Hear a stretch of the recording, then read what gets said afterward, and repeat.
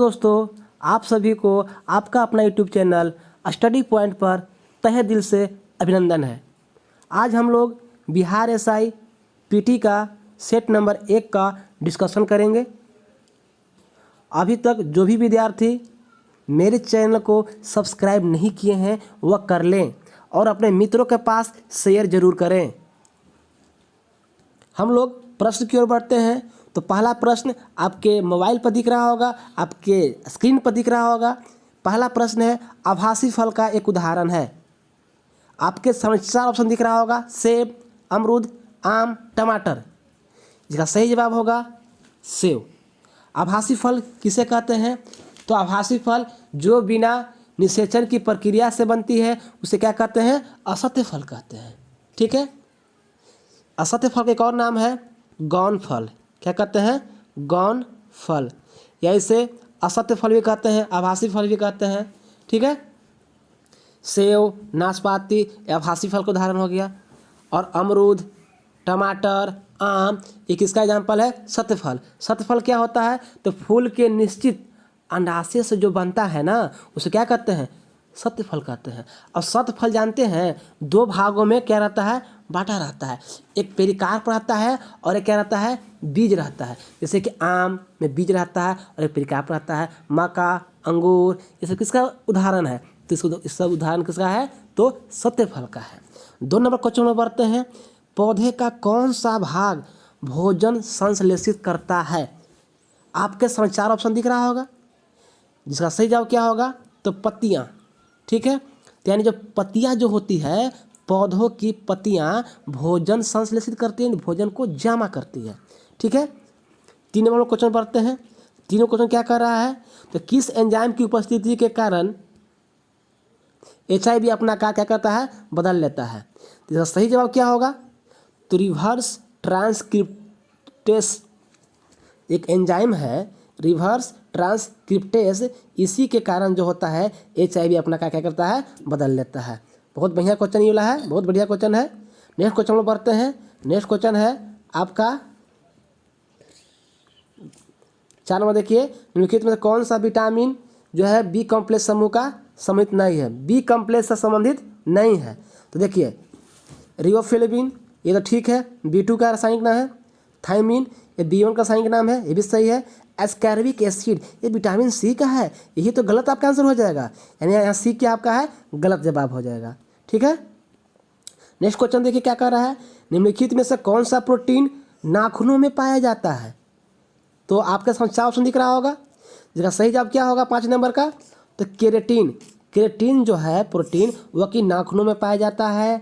ठीक है। नाखून में आपका या तो बाल में भी, या सींग में भी, या ऊन में भी यह केराटिन हार्मोन पाया जाता है। कहाँ? तो ऊन में, सींग में, ठीक ना, बाल में आपको केराटिन प्रोटीन पाया जाता है। नेक्स्ट क्वेश्चन क्या है? देखिए नेक्स्ट क्वेश्चन, अकल दाढ़। अकल दाढ़ क्या है? तो अकल दाढ़ है क्या? अकल दाढ़ है क्या? तो अकल दाढ़ जो है ये उन दांतों को कहा जाता है जो आखिरी में निकलते हैं, जो कि आखिरी में निकलते हैं। तो याद रखिएगा, अधिकतर लोगों को 4 अकल मतलब 4 दांत जो है मतलब कि बाद में निकलता है। इसका क्या आंसर होगा? चौथी दाढ़। ठीक है, D नंबर।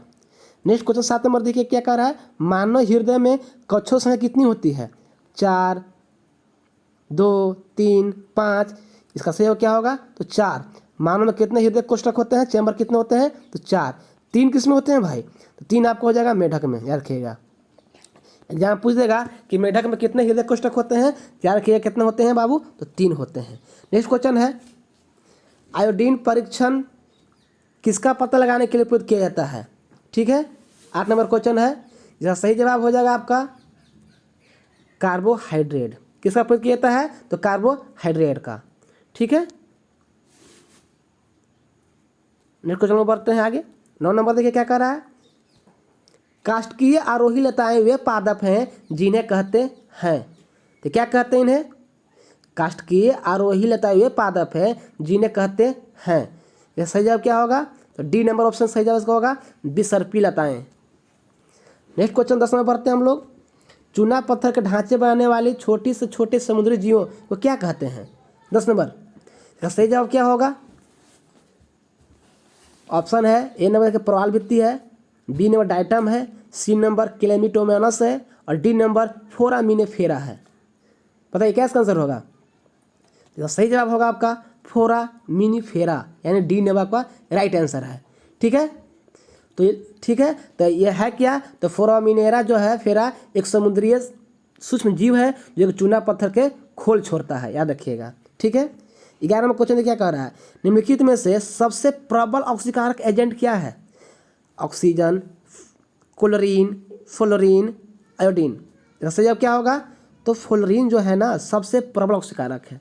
ठीक है, क्लोरीन याद रखिएगा, क्लोरीन जो है सबसे ज़्यादा इलेक्ट्रॉन प्राप्त करने वाला तत्व है। ठीक है, और क्लोरीन का अंतिम कथन कितना होते हैं? 7 इलेक्ट्रॉन होते हैं। ठीक है, 7। ये क्या है आपका? क्लोरीन जो कैसा क्या है आपका? अधातु हो जाएगा, और ये जो है आपका हाइड्रोजन ग्रुप का तत्व हो जाएगा। ठीक है, नेक्स्ट को चलते हैं हम लोग। 12 नंबर क्वेश्चन देखिए क्या कह रहा है? तीव्र शीशा विषाक्तान को भी कहते हैं। तीव्र शीशा विषाक्तान को भी कहते हैं। इसका सही जवाब क्या होगा? तो प्लेबिज्म। क्या कहते हैं इसको? प्लेबिज्म कहते हैं।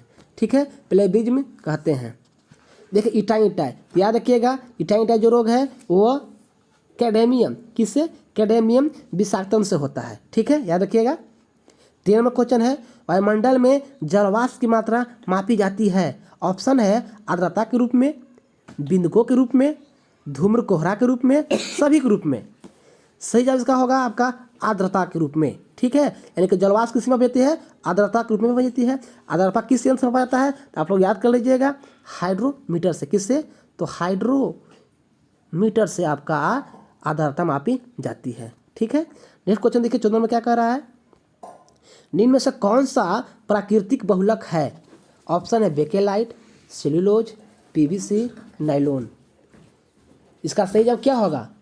इसका सही जवाब आपका हो जाएगा सेल्यूलोज जो है आपका प्राकृतिक बहुलक है, नाइलॉन जो कृत्रिम है, पीवीसी जो कृत्रिम है, बेकेलाइट भी जो कि कृत्रिम है।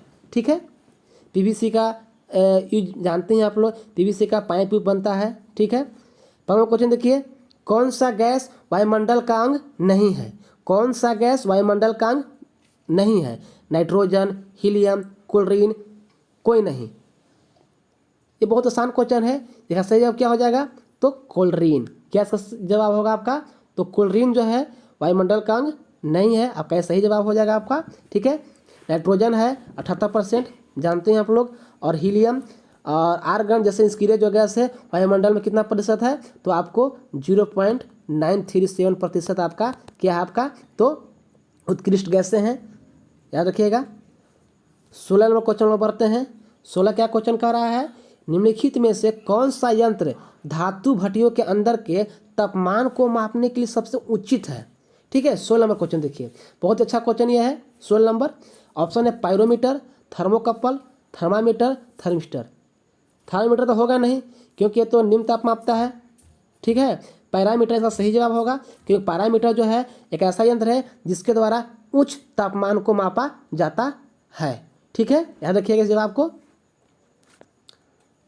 और जो ये जो पैरामीटर जो होता है ना, ये स्टीफन के नियम पर आधारित होता है। स्टीफन के नियम पर, किस नियम पर होता है? तो स्टीफन के नियम पर। ठीक है, स्टीफन के नियम क्या होता है? तो याद रखिएगा, ई जो होता है डायरेक्टली प्रोपोर्शनल टू टी के पावर 4, यानी जो विकिरण जो ऊर्जा होती है वह क्या होता है? ताप के चतुर्घात के समानुपाती होता है। ये क्या आपका हुआ? स्टीफन का नियम। किसका नियम हुआ? स्टीफन का आपका ये नियम हुआ। ठीक है, नेक्स्ट क्वेश्चन में पढ़ते हैं। 17वां क्वेश्चन देखिए क्या कह रहा है? प्रकाशीय फाइबर किस सिद्धांत पर कार्य करती है? अपवर्तन, प्रकीर्णन, व्यतिकरण और पूर्ण आंतरिक परावर्तन। जैसे अब क्या होगा? तो पूर्ण आंतरिक परावर्तन। ठीक है, और इस पर एक और इंडोस्कोपी जो है, जो कि शरीर के अंदरूनी जो अंग को देखा जाता है, वह भी पूर्ण आंतरिक परावर्तन में कार्य करता है। इसको याद कर लीजिएगा। प्रकाश के प्रकीर्णन पर जब सूर्य डूबता या उगता है तो जो रक्ताभ दिखाता है, जो लाल दिखाई देता है, वह प्रकीर्णन दिखाई देता है। याद रखिएगा, समुद्र का रंग नीला, वह किसके कारण? प्रकीर्णन कारण। आकाश का रंग नीला, प्रकीर्णन कारण। याद रखिएगा। अपवर्तन। अपवर्तन क्या होता है कि आप लोग देखते होंगे कि कोई बाल्टी में जो है को अगर कोई छड़ी रखी होती है तो टेढ़ी मालूम प्रतीत होती है, वो अपवर्तन काइन होता है। ठीक है, आप लोग याद रखिएगा। ठीक है, नेक्स्ट क्वेश्चन में बढ़ते हैं। पद अधिकेंद्र का संबंध है, मैंने अधिकेंद्र जो पद है किससे संबंधित है? तो ये तो बहुत आसान क्वेश्चन है। अधिकेंद्र जो कि भूकंप से है, आप लोग जानते होंगे। ठीक है, तो क्या होगा इसका आंसर? तो भूकंप इसका आपका सही जवाब होगा। ठीक है, यानी कि पृथ्वी जो होता है ना, पृथ्वी बहुत सारे परतों से बना होता है। पृथ्वी क्या होता है बाबू? बहुत सारे परतों से बना होता है और अचानक अंदर से हलचल मचता है। ठीक है, तो क्या होता है ना कि सबसे पहले जिसका जो मतलब हलचल जो आता है वह कहाँ पर आता है? अधिकेंद्र पे ही आता है। ठीक है, इसको आप लोग याद रखिएगा। 19वां क्वेश्चन क्या है, देखिए 19वां क्वेश्चन क्या कह रहा है? निम्न में से कौन सा बल क्षयकारी बल मैंने कमजोर बल है? तो गुरुत्व बल, घर्षण बल, स्थिर बल, चुंबकीय बल। कैसे जवाब क्या होगा? तो याद रखिएगा, घर्षण बल क्या है इनमें से? सबसे क्षयकारी बल है। ठीक है, गुरुत्व बल यानी गुरुत्वाकर्षण जो बल है सबसे क्या है? आपका मजबूत बल है। नेक्स्ट क्वेश्चन देखिए क्या कह रहा है? सिलिकॉन क्या है? अर्धचालक, विरोधक, चालक, कुचालक। चालक, चालक किसे कहते हैं? जिसे धारा के प्रवाह आसानी से हो जाए, आवेश का प्रवाह चालक कहते हैं। विरोधक, जिसे धारा का प्रवाह ना हो, उस विरोधक कहते हैं। अर्धचालक, जिसका माने कि अचालक किसे कहते हैं? तो चालक और अचालक के बीच में जिसका प्रतियोगिता होती है उसे अर्धचालक कहते हैं। ठीक है, चालक और अचालक के बीच में, तो यानी कि अर्धचालक याद रखिएगा। ठीक है, तो सिलिकॉन क्या है? अर्धचालक। और जैसे सिलिकॉन हो गया, जर्मेनियम हो गया, आर्सेनिक हो गया, ये सब क्या है? अर्धचालक हो गया। सिलिकॉन का उपयोग और कहाँ होता है? तो सिलिकॉन का उपयोग इलेक्ट्रॉनिक्स उद्योग में होता है। जैसे कि चिप्स जो होता है, चिप्स का जो परत होता है वो सिलिकॉन का ही बना होता है। और जो ये सौर ऊर्जा का जो प्लेट होता है वो किसका होता है? सिलिकॉन का ही होता है। आप लोग याद रखिएगा।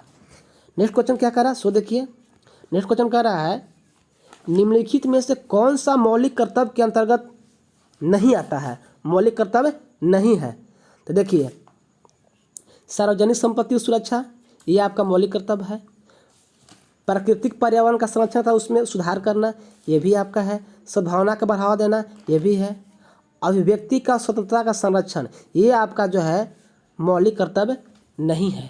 ठीक है, ये आपका मौलिक कर्तव्य नहीं है। ये आपका क्या है? आपका है ये आपका मूल अधिकार है। ये आपका क्या है?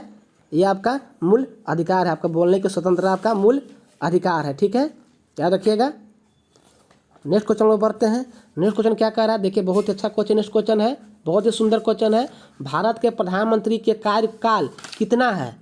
भारत के प्रधानमंत्री कार्यकाल कितना है? ऑप्शन है लोकसभा के कार्यकाल के साथ, राष्ट्रपति कार्यकाल के साथ, जब तक उससे लोकसभा के बहुमत का समर्थन प्राप्त हो। डी है 5 वर्ष। बहुत सारे बच्चे क्या करेंगे से 5 वर्ष टिक लगा देंगे, जो कि आपका गलत हो जाएगा। यह सही जवाब होगा जब तक उसे लोकसभा के बहुमत का समर्थन प्राप्त। सही बात है, जब तक किसी पार्टी का किसी जैसे बीजेपी है, अभी सरकार बीजेपी चल रही है, तो जो मोदी जो पीएम है, प्रधानमंत्री हैं, जब तक इन्हें समर्थन है लोकसभा में तब तक है। अगर किसी सांसद अगर मान लें इनके पास जितने सांसद है कुछ सांसद घट जाते हैं, ठीक है, जितना बहुमत होना चाहिए बहुमत से कम हो जाते हैं तो इनका सरकार गिर जाएगी। तो यानी कि 5 साल पहले सीधा शासन खत्म हो सकता है। याद रखिएगा कि जब तक उस लोकसभा के बहुमत का समर्थन रहेगा जब तक उसका प्रधानमंत्री कार्यकाल चलता रहेगा। ठीक है, नेक्स्ट क्वेश्चन में बढ़ते हैं। मंत्रिमंडलीय तानाशाही का विचार किसकी देन है? मंत्रिमंडलीय तानाशाही का विचार किसकी देन है? मयूर, लोवेल, मैरिएट, लॉस्की। यह सही जवाब क्या होगा आपका? तो मैरिएट। क्या होगा? मैरिएट। ठीक है, यानी मंत्रिमंडलीय जो तानाशाही का विचार जो है मैरिएट, माफ कीजिए मैरिएट आंसर नहीं होगा इसका आंसर। इसका आंसर क्या होगा? मयूर। क्या इसका सही आंसर होगा? मयूर इसका आंसर होगा। ठीक है, मयूर जो है वह मंत्रिमंडलीय तानाशाही के विचार को देन कहा जाता है, इन्होंने नहीं दिया था। ठीक है, मयूर का मानना था कि अपने दल के जो बहुमत के कारण जो सरकार जो है ना, बहुमत अगर किसी भी पार्टी का बहुमत है तो सरकार सब कुछ करने का अवस्था में आए, सब कुछ कर सकता, कुछ भी कर सकता अवस्था में आ जाता है। ये किसने कहा था? तो मयूर ने कहा था। नेक्स्ट क्वेश्चन देखिए क्या कहता है। संविधान के निम्नलिखित में से कौन सा अनुच्छेद मौलिक कर्तव्य संबंधित है? कौन मौलिक कर्तव्य है? तो आप लोग याद ही होगा, बहुत आसान क्वेश्चन है। 51 का मौलिक कर्तव्य है। ठीक है, और देखिए अगर बात किया जाए 24 नंबर में ए ऑप्शन देख रहे हैं आप लोग, अनुच्छेद 39 का ग, तो अनुच्छेद 39 को जो ग संबंधित है, मैं बता दूं ये जो संबंधित आपको है वह अनुच्छेद जो 39 का जो ग है वो आपको नीति निर्देशक तत्व के अनुसार आता है। 39 के ग में कहा गया है कि धन का क्या होगा, समान वितरण होगा। धन क्या होगा, समान वितरण होगा। ठीक है। नेक्स्ट क्वेश्चन देखिए क्या कह रहा है, 25 नंबर देखिए, नगर प्रशासन का कौन सा प्रकार छोटे शहरी क्षेत्रों का नियंत्रण करती है। कौन सा प्रकार, इसमें देखिए आपका 4 ऑप्शन दिया गया होगा। या सही जवाब क्या होगा, या सही जवाब आपका होगा बी नंबर, नगर पालिका परिषद। ये आपको छोटी शहरों का क्या करती है, कंट्रोल करती है। नगर पंचायत क्या है, तो नगर पंचायत वैसे क्षेत्र जो ग्रामीण क्षेत्र से नगर में कन्वर्ट हो रहे हैं, मतलब चेंजिंग हो रहे हैं, उसे क्या कहते हैं, नगर पंचायत कहते हैं। नगर निगम किसे कहते हैं, तो बड़े नगर जैसे पटना हो गया, गया हो गया, ये नगर निगम आ जाएगा, बड़े क्षेत्र हैं। ठीक है। नेक्स्ट क्वेश्चन देखिए क्या कह रहा है, मताधिकार से क्या अभिप्राय है। ऐसे कानून अधिनियम करना जिनसे कष्ट पहुँचे, वोट देने का अधिकार, अमीरों को वोट देने का अधिकार, केवल गरीबों को वोट देने का अधिकार।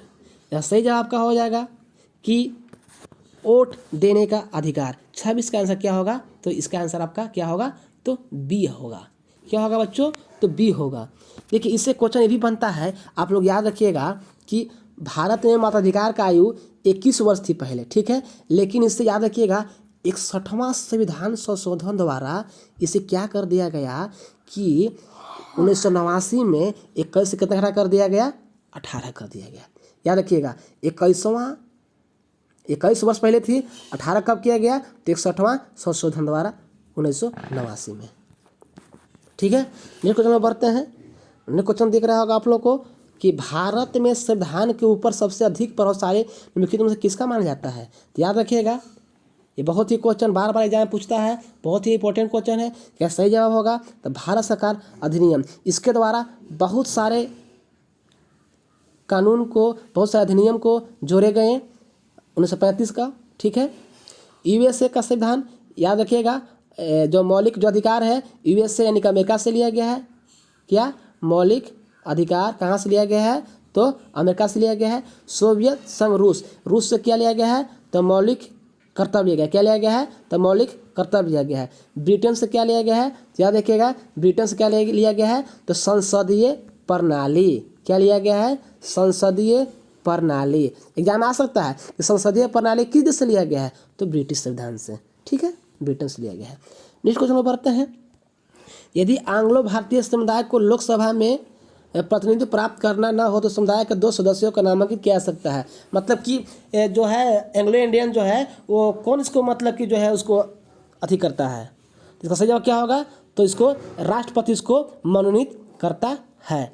कितना आर्टिकल से, याद रखिएगा 331 आर्टिकल से 2 एंग्लो इंडियन को मनोनीत करने का अधिकार है राष्ट्रपति को। ठीक है। नेक्स्ट क्वेश्चन क्या है, सो देखिए क्वेश्चन है कि संवैधानिक संशोधन है पंचायती राज संस्था स्थापित करने के किया गया। पंचायती राज संस्था का स्थापित, ऑप्शन है 72वां, 71वां, 73वां, 78वां। यही बहुत बढ़िया क्वेश्चन है, बहुत सुंदर क्वेश्चन है। इसका सही जवाब क्या होगा, तो 73वां संविधान संशोधन द्वारा पंचायती राज संस्था को स्थापित किया गया। ठीक है। याद रखिएगा उस समय एग्जाम आ जाएगा कि जब ये जोड़ा गया उस समय भारत के प्रधानमंत्री कौन थे, तो आप लोग कोई भी तो बता दीजिएगा। तो इसका प्रधानमंत्री क्या होगा, तो उससे प्रधानमंत्री कौन थे, तो पंडित जवाहरलाल नेहरू थे। यह 2 अक्टूबर 1959 को राजस्थान के नागौर जिले से पंचायती राज का उद्घाटन किया गया था। जो कौन किए थे, पंडित जवाहरलाल नेहरू किए थे। आप लोग इसको याद कर लीजिएगा। ठीक है। नेक्स्ट क्वेश्चन है, भारतीय संविधान का कौन सा आर्टिकल जो है, अनुच्छेद जो है, राज्य सरकारों को ग्राम पंचायत के गठन का निर्देश देता है। इसका सही जवाब क्या होगा, तो आर्टिकल 40। क्या इसका जवाब होगा, आर्टिकल 40। ठीक है। और अनुच्छेद 32 में क्या है, तो इसके अंतर्गत जो है ना मौलिक अधिकारों को परिवर्तित करने का अधिकार है। ठीक है। और सुप्रीम कोर्ट में इसे प्रदान दिया गया है। कहाँ दिया गया है, सुप्रीम कोर्ट में इसको प्रदान दिया गया है। अनुच्छेद 51 में क्या है, तो अनुच्छेद 51 में है आपको ये हम नहीं बताएंगे। ठीक है, ये मैं नहीं बताऊंगा, आप लोग कमेंट करके बताएं कि आर्टिकल 51 में क्या चीज़ का मतलब कि वर्णन किया गया है। ठीक है। नेक्स्ट क्वेश्चन में बढ़ते हैं। नेक्स्ट क्वेश्चन है अधोलिखित उच्चावाच आकृतियों पर ध्यान दीजिए। यानी कि आपको मैच करना है, मिलान करना है, ठीक है। बताना है उत्तर से आपको दक्षिण से, माफ कीजिएगा, दक्षिण से उत्तर के बढ़ते हुए आपको उच्चावाच को सजाना है। कौन सा सही जवाब होगा? तो आपको ऑप्शन दिख रहा होगा, इसका सही जवाब होगा ए। क्या होगा? ए। यानी कि कहने का मतलब पहले कौन होगा? तो धौलाधर श्रृंखला पहले होगा, उसके बाद जास्कस पर्वत श्रृंखला आएगा, उसके बाद लद्दाख पर्वत श्रृंखला आएगा, फिर काराकोरम पर्वत श्रृंखला आपको आ जाएगा, ठीक है। क्यों क्वेश्चन क्या कर रहा है? पढ़िए क्वेश्चन, दक्षिण से कहाँ कर रहा है?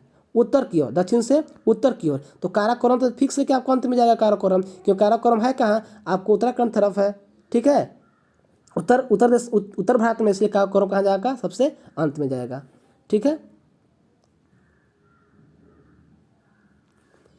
नेक्स्ट क्वेश्चन है, निम्नलिखित में से किस राज्य में जनजातीय समुदाय का पहचान नहीं की गई है? मतलब वहाँ जनजाति अभी तक पहचाना नहीं गया, वह जनजाति नहीं निवास करती है। तो 32 बताइए क्या इसका आंसर होगा?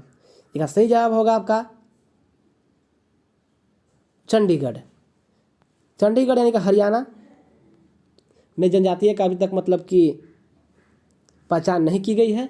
तो 32 क्या इसका होगा? सी। नेक्स्ट क्वेश्चन में बढ़ते हैं, क्षेत्रफल के दृष्टि से भारत का विश्व देशों में कौन सा स्थान है? इसका सही जवाब होगा तो 7वां, ठीक है। और जब संख्या से कहा जाए तो कितना स्थान पर है? 2। कितना पर है? 2 पर। 1 पर कौन है? चीन। ऐसा अनुमान है कि भारत जो है 2025 के बाद चीन को भी क्रॉस कर जाएगा जनसंख्या के मामले में। आपसे पूछेगा कि क्षेत्रफल दृष्टि से पहला देश कौन सा है? तो कौन सा देश है? रूस। याद रखिएगा। 34वां क्वेश्चन देखिए, गंगा के मैदान की पुरानी कछारी मिट्टी क्या कहते हैं? इसका सही जवाब होगा आपका बांगर। क्या कहते हैं? बांगर। याद रखिएगा, पुरानी मिट्टी क्या कहते हैं? बांगर कहते हैं। और नई मिट्टी क्या कहते हैं? तो खादर कहते हैं। नेक्स्ट क्वेश्चन में बढ़ते हैं, 35 नंबर क्वेश्चन, दुमटी यानी लोम मिट्टी में मिट्टी का कौन सा कण मिलता है? ऑप्शन है बालू कण, चिकना कण, पांसु कण, सही प्रकार कण। इसका सही जवाब होगा सही प्रकार कण मिलता है। चिकना कण ही मिलता है, बालू कण ही मिलता है, और पांसु कण भी आपको मिलता है, ठीक है। देखिए दोमट मिट्टी में जो है ना 40% जो होता है ना आपका बालू कण रहता है, ठीक है। 40% क्या रहता है? तो मृतिका रहता है, ठीक है, मान किले। और 20% क्या रहता है? गाद रहता है। 20% क्या रहता है आपको? तो गाद। किसमें? दोमट मिट्टी में। नेक्स्ट क्वेश्चन क्या कर रहा है? सो देखिए, बहुत ही एक महत्वपूर्ण प्रश्न है, स्वर्णिम चतुर्भुज क्या है? ऑप्शन है महानगरों को जोड़ने वाले रेल मार्ग, प्रमुख वायु मार्ग, राष्ट्रीय राजमार्ग परियोजना, स्वर्ण व्यापार का मार्ग। इसका सही जवाब क्या होगा? तो राष्ट्रीय राजमार्ग परियोजना, ठीक है। तो आप लोग याद रखिएगा कि इसकी शुरुआत कब की गई थी? 2001 में की गई थी, ठीक है। इसके माध्यम से देश के 4 प्रमुख महानगर, कौन? तो दिल्ली, मुंबई, चेन्नई, कोलकाता को सड़क मार्ग द्वारा जोड़ना था। इसे क्या बोलते हैं? राष्ट्रीय राजमार्ग परियोजना। नेक्स्ट क्वेश्चन है, भारत का 40% सड़क परिवहन होता है किससे? राष्ट्रीय राजमार्ग से, राजकीय मार्ग से, जिला मार्ग से, या ग्रामीण सड़क से? इसका सही जवाब होगा तो राष्ट्रीय राजमार्ग से। कहाँ से? तो नेशनल हाईवे से जो है आपका 40% जो है सड़क परिवहन होता है। आप लोग इस बात को याद कर लीजिएगा। नेक्स्ट क्वेश्चन है, कांगो स्थित है कहाँ? अफ्रीका में, एशिया में, यूरोप में कि उत्तरी अमेरिका में? सही जवाब क्या होगा? अफ्रीका में। कहाँ पर है? तो अफ्रीका में है, जो कि विषुवतीय प्रदेश में होने के कारण, ठीक है, यहाँ कैसी जलवायु पाई जाती है? उष्णाद्र जलवायु। उष्णाद्र जलवायु। कैसी? उष्णाद्र जलवायु। आपको एग्जाम पूछ सकता है कि कांगो में कैसी जलवायु पाई जाता है? उष्णाद्र जलवायु पाई जाती है। क्यों पाई जाती है भाई? क्योंकि यह कहाँ पर स्थित है? विषुवतीय प्रदेश में स्थित है, इसलिए। नेक्स्ट क्वेश्चन देखिए, नेक्स्ट क्वेश्चन है, पूर्वी समुद्र की स्वामिनी का नाम है। बहुत ही शानदार क्वेश्चन है, वीवीआई क्वेश्चन है। पूर्वी समुद्र का स्वाभिमानी किसे कहा जाता है? तो श्रीलंका को कहा जाता है। आप लोग याद कर लीजिएगा। नेक्स्ट क्वेश्चन है, निम्नलिखित में से कौन सा शहर धातु के व्यापार का बड़ा केंद्र है? ठीक है, क्या धातु के व्यापार का बड़ा केंद्र है? सही जवाब क्या होगा? तो लंदन जो है ना वो धातु व्यापार का बड़ा केंद्र है, याद रखिएगा, ठीक है। जोहान्सबर्ग कहाँ पड़ता है? तो आपको ये साउथ अफ्रीका शहर है जहाँ के सोना मिलता है। न्यूयॉर्क कहाँ है? अमेरिका का शहर है। एम्पायर सिटी न्यूयॉर्क कहा जाता है। सिंगापुर तो देश ही है, आप लोग जानते ही होंगे। नेक्स्ट क्वेश्चन देखिए, बढ़ते हम लोग। 41 नंबर क्वेश्चन क्या कह रहा है? 41 नंबर क्वेश्चन कह रहा है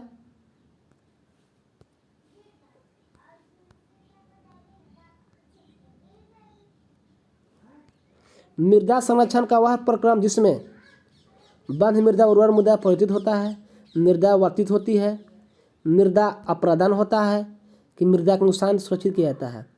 क्या इसका आंसर होगा? तो सही जवाब होगा 41 का डी नंबर। क्या होगा? D number.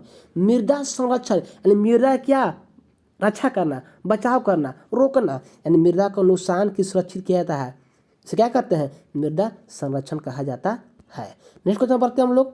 42 नंबर, विश्व का सबसे बड़े एवं घने वन कहाँ पाए जाते हैं? यह सही जवाब आपका होगा कि विश्व का सबसे बड़े एवं घने वन आपको पाया जाता है ब्राज़ील में। कहाँ पाया जाता है? तो ब्राज़ील में पाया जाता है। आप लोग याद कर लीजिएगा, अमेजन बेसिन के वर्षा वन में, ठीक है, विश्व के सबसे बड़े एवं घने वन पाए जाते हैं। कहाँ पे? अमेजन बेसिन के। तो अमेजन बेसिन में ही आता है आपका ब्राज़ील, ठीक है। तो यहाँ पर याद रखिएगा कि बहुत ज़्यादा वन पाए जाते हैं। नेक्स्ट क्वेश्चन है 43 नंबर क्वेश्चन क्या कह रहा है? तेंदुलकर समिति का संबंध किससे है जी? इससे अब क्या होगा? तो निर्माण उद्योग, बी है कर से, निर्धारता मापन से, और डी है आपको सभी से। तो 43 का आपका सही जवाब होगा निर्धारता मापन से, यानी गरीबी मापन तेंदुलकर समिति संबंधित है, ठीक है। नेक्स्ट क्वेश्चन में पढ़ते हैं। 2011 के अनुसार, जनगणना के अनुसार भारत लिंगानुपात क्या है? 943, 1043, 883, 253। यह सही जवाब क्या होगा? तो 943। क्या होगा? 943, ठीक है। नेक्स्ट क्वेश्चन में पढ़ते हैं। नेक्स्ट क्वेश्चन है, भारत में योजनाबद्ध अर्थव्यवस्था को किस पद्धति पर आधारित है? जो भारत में जो योजनाबद्ध अर्थव्यवस्था है किस पद्धति पर आधारित है? इसका सही जवाब क्या हो जाएगा? 45 का सही जवाब क्या होगा? तो आपको 45 का सही जवाब क्या होगा? डी नंबर, यानी कि समाजवादी अर्थव्यवस्था। क्या होगा? समाजवादी अर्थव्यवस्था पर आधारित है। भारत में मिश्रित अर्थव्यवस्था है, ठीक है, अर्थात यहाँ समाजवादी अर्थव्यवस्था है, यानी यहाँ पर समाजवादी भी है, ठीक है, याद रखिएगा। नेक्स्ट क्वेश्चन है, राष्ट्रीय आय समिति का गठन कब हुआ था? इसका सही जवाब क्या होगा? आपका 4 ऑप्शन दिया गया है, 1935, 1949, 1977, 1952। इसका सही जवाब क्या होगा? तो 1949 में राष्ट्रीय आय समिति का गठन किया गया था पीसी महालनोबिस के नेतृत्व में, ठीक है। नेक्स्ट क्वेश्चन क्या कहता है? सो देखिए, किसी देश की आर्थिक वृद्धि का सर्वाधिक उपयुक्त माप क्या है? इसका सही जवाब क्या होगा? तो आप लोग बताइए, यानी कि प्रति व्यक्ति आय। क्या होगा इसका? बिल्कुल सही जवाब क्या होगा? प्रति व्यक्ति आय से क्या है? सही जवाब है। यानी कि किसी भी देश की जो आर्थिक जो समृद्धि जो होती है ना, उसकी जो माप होती है प्रति व्यक्ति आय से, मतलब कि सटीक दर्शाता है, ठीक है। नेक्स्ट क्वेश्चन में बढ़ते हैं। 48 नंबर, कुल राष्ट्रीय उत्पाद NNPM राष्ट्रीय उत्पाद क्या है? यह सही जवाब होगा। तो ये दोनों जो है आपको राष्ट्रीय उत्पाद का ही क्या है? मूल मापन तो है दोनों, ठीक है। तो उम्मीद है कि आप लोग को मेरा वीडियो पसंद आया होगा। इसे लाइक करें, शेयर करें और हाँ, सब्सक्राइब करना ना भूलें। धन्यवाद।